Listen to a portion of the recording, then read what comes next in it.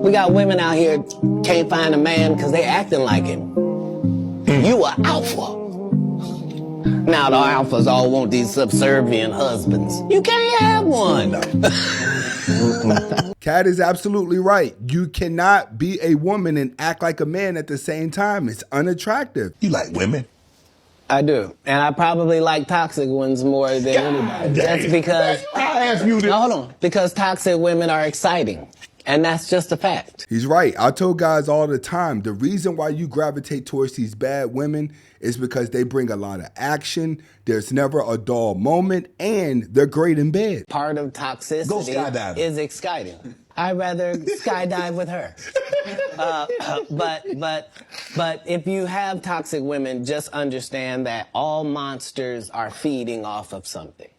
And if you find out what this toxic woman is feeding off of, you can just begin to turn off her feeding points. Ooh, now we learning something. I've never thought of this concept or this angle, so let's pay attention to see what he has to say. And it drives a toxic person crazy, and they'll get away from. So whatever, if she's truly toxic, there are certain things that she's doing that help fuel her toxicity. You're not noticing it, but it's what it is. Why do you think she watches murder mysteries before she goes to sleep? Why is it always a crime drama playing? And turn it off. Turn it to cartoons. And I've also said toxic people like to watch a lot of things that require violence, death, a lot of unsolved mysteries, conspiracy theories. No, you don't get to.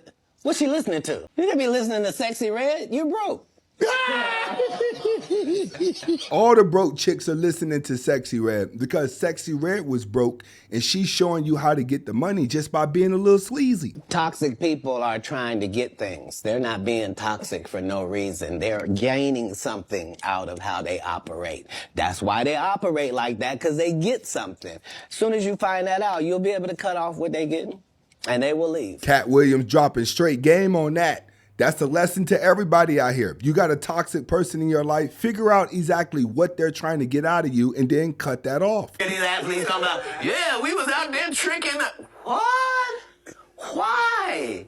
You're part of the problem. Woo! Dropping stone cold game, telling the ballers you cannot be bragging about spending money on a thotty. You're making the situation worse. You're trying to save these hoes. You're part of the problem. Stop paying people that you don't have no respect for. It sets it up bad for us.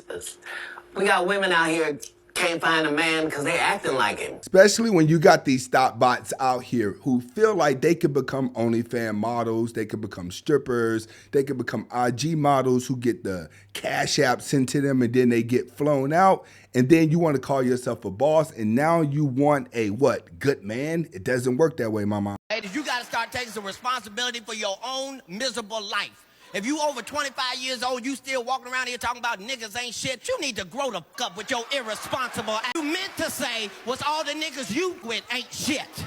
He's speaking facts. And that's what women speak from. They run out here and deal with these bad type of dudes because the bad type of dudes are exciting, but then they turn around and take it out on the good guy. That's right. You need to figure out what it is about your shit that keep attracting ain't shit niggas. Might be ain't shit shit. Loose as a goose. Everybody has had it. And then when they get tired of it, they spit it out. But then she runs and says, hey, I want to be a reborn Christian. I want to be treated like a good girl and get me a good man. No, you have hit the wall. Once you hit the wall, it's over with. Get with a white woman because I was scared. She might have me running down the street like Jonathan Majors. There you go. See, come on, Katt. Not because I didn't like white women. I think white women are as great as any other women. You could be Kang the Conqueror, and they could take your reps down in 2 weekends. And that's the truth of the matter. Now, I've said this a lot of times, that the most powerful woman on the planet is the white woman, due to the simple fact that no matter what she says out of her mouth, she's an automatic victim. We have been taught that these type of women have been placed on a pedestal and that they're so innocent that anything in a darker reflection that's with her is automatically deemed as being bad. Minority Man is going to have an experience with these type of women, and then you'll realize you probably need to go back and fix everything with your own. We tired of y'all getting with us and blaming us for shit we ain't even in control of. You done got with a nigga, now you talking about, you up my self-esteem. It's called self-esteem. We tired of. It makes a lot of sense. You can't blame a man because you're messed up if you walked and you dated with the toxicity. The toxicity is always attractive until somebody starts to get hurt and the relationship is not going the way that you think it's gonna go. Now you done tried to return something to a black woman at a store and she act like she bought you that shit herself personally and shit, just embarrassing you in the store. Just, well, what the f is wrong with it?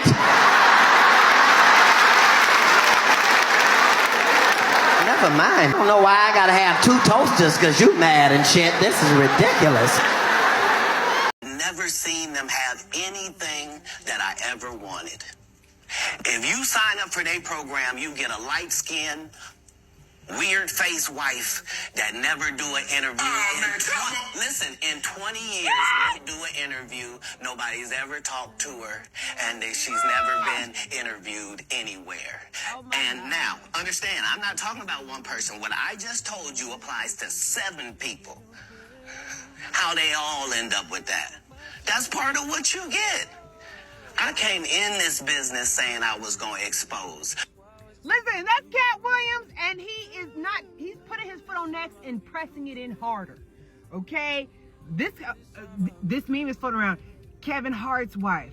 I can't say her name right now. Eddie Murphy, when he was with Nicole. Like, oh my God. These are the first wives club of comedy. Now, I'm going to back up the guys that do have the light-skinned wives that are the comedians that he's talking about. We do live in an era where black women, I'm sorry, but you are hard to date. You're hard to be with. And a lot of these guys, when they get money, when they get over to light-skinned or white women, those women are more submissive. I'm sorry, but they know how to play their role. I don't think they just go out and get light-skinned women because they're famous. I think they're dealing with them because they're easy and more adaptable. Now, you have people out there like Denzel Washington, Samuel L. Jackson. You have some that have dark-skinned wives as well. But when it comes to a comedian, black women have never really liked the funny guy. He was always corny. They always loved the thugs. So you could actually see why the comedians go and be with light-skinned women who can appreciate them for who they are. Black Hollywood is about to get very interesting. Pay attention to the black celebrities who are going to just tell their story versus the ones who are going to try and control a narrative. The reason these people have been in the news is because Keefe D was arrested for Tupac's unaliving. That's why this woman felt it necessary to release her book and tell her story when she did. And she doesn't care if she's a villain in the black community after that. She made her money, she's done. This man, on the other hand, is trying really hard to control a narrative. He just made a TikTok telling everybody to just stay in the light. He comes from a time where celebrities could easily manipulate us through doing an interview on TRL or BET. So he's going to start to reverting to the manipulation tactics that have worked for him by giving us a very nonsensical message through social media. It's also not lost on me that he chose to do a Breakfast Club interview recently in an attempt to control the narrative about why he's giving all his artists their rights back. Stuff is about to go down and he knows it, and he's trying to control his legacy. I think that we're living in a time of the truth where everyone is getting sick of the lies. Like, especially when you look at social media, everything is a lie that it has everyone confused. And I think that now everybody wants the truth. They do not want to be told a lie because they're tired of living a lie. Steven Cedric never performed at the Comedy Store at all. Tiffany was only seen at the Laugh Factory. In 15 years in Hollywood, no one in Hollywood has a memory of going to a sold-out Kevin Hart show, there being a line for him ever getting a standing ovation at any comedy club. He already had his deals when, like, what are you talking about? They think they can rewrite history. You only got Tiffany Haddish. She been doing comedy since she was 16. You can't tell me your favorite Tiffany Haddish joke. Why? Because she ain't done a tour yet. She ain't done a special. She has not proven the ability to tell jokes back to back for an hour to nobody. And they already ready to down Monique and up somebody who has showed them Girls Trip. Did you think she wrote Girls Trip, goofball? Oh, that's so Raven. Woo, it sounds like to me, Katt been letting the cat out the bag for a long time. They bringing up all his old interviews where he was bringing the truth out too. I've been doing in LA, nigga. LA, nigga. I've been doing shit. I was on That's So Raven. I was on all this shit. LA, nigga. I've been doing shit. I was on That's So Raven. I was on all this shit. I did extra work. I was on all the white people TV shows, the black people TV shows. I used to be on Dance 360, bitch. I've been out here. I've been telling jokes since 1996. 1996. This nigga said, oh, they wouldn't let her perform in the Comedy Store. That's true. They wouldn't let me perform on the white nights in the Comedy Store, but I performed on all the black nights. They wouldn't let me perform on the white nights at the Improv, but I performed on all the black and Latino nights. And so, the rest of my LA, nigga. That's Tiffany Haddish speaking her piece whenever Katt Williams said in the interview that she was not at the Laugh House. She was at a whole nother house whenever it came to comedy. She's just saying, hey, I was out there. I paid my dues. Hey, I have to agree with her. A lot of these comedians, if you stop and go look at their documentary, a lot of them have actually put in the work. I'm not saying that Katt Williams may be jealous whenever it comes to these other comedians. I think they just blackballed him too early, and now he's retaliating. Tiffany Haddish responds to Katt Williams. To LA, nigga. Never forget when this female host tried to roast Katt Williams and instantly regretted it. And help me get to the salon. Your hair is kind of... My hair is 19 inches long and I have no perm. That's not a perm. No, it is not. Nice lady. That's natural. Come run one of your gnarled fingers. Come here. While you on air. Come so on. they can hear you live. Come on. Stay over there. Don't worry, ain't nobody putting their hands through yours. That's right. They don't have to. Get on out of here. You okay? You okay? Only one of our hands moving while we talk. Headphones come together. Them old ass clothes you got on. Yeah, they're old. Versace, yeah. It doesn't matter. I want to apologize to the people at Versace Collection. If you can't get your blood pressure down, you can't call me that. Whatever, little mama. I'm Lil Mama's baby daddy. No, you little mama. Yes, ma'am. You probably shouldn't talk about sizes. No, that's okay. You big on the radio. And you're big Turn in it down. prison. I've never been to prison. 19 felonies, no convictions. Yeah, Knock it off. Prison and jail aren't the same. No. Okay, No. Calm No. down. Calm down. Only one of us has $12 worth of jewelry on. No. No, $12. No. Never forget when this Calling Katt Williams a bitter auntie is crazy. Let's talk about it. Kevin Hart's response was, oh, he's crazy, he's on drugs. Go watch my movie that's coming out. Okay. I ain't heard Luda rap since My Chick Bad, My Chick. Now he came back with the 16 bars and the sideburns. Boy, feel go. Cedric the Entertainer was like, oh, that joke was 30 years ago. So I guess he's not denying it. He's a joke stealer. Ricky Smiley got on the radio talking about Williams a bitter auntie is crazy. Let's talk about it. Kevin Hart's response was, oh, he's crazy, he's on drugs. Go watch my movie that's coming out. Okay. I ain't heard Luda rap since My Chick Bad, My Chick. Now he came back with the 16 bars and the sideburns. Boy, feel go. Cedric the Entertainer was like, oh, that joke was 30 years ago. So I guess he's not denying it. He's a joke stealer. Ricky Smiley got on the radio talking about I auditioned for the part.